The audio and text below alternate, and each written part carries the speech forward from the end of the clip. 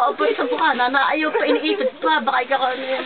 At gusto kami na. Ay talaga. Oh Lord, please help me, Lord. Lord ka kayo. Dati bago gugupitin. Hindi na dapat gugupitin na eh. Nakay. Lalabas na.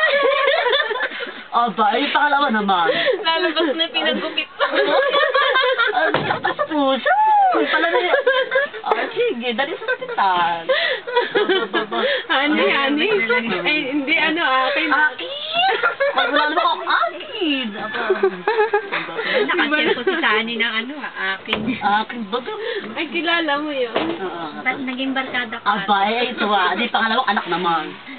Honey, masakit! Ba't sari? Ay! Naghahalo na si Metal sa honey yan. Ay, masakit! Ay! Gusto pa yun. Ay! Bakit gumaganyan po? Bakit gumaganyan? Ay, na sulto pa. Ay! Nasakit na. Nagpapaanak ako sa isa. Ay, baka talaga.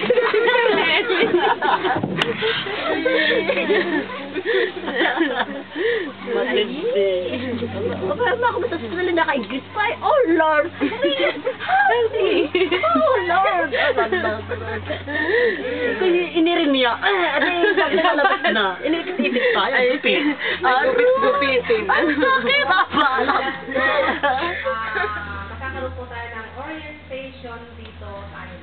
So, pwede na muna kayo. Naku, kailangan tayo doon. Hintay natin yung ating Orientation. of delegate. So,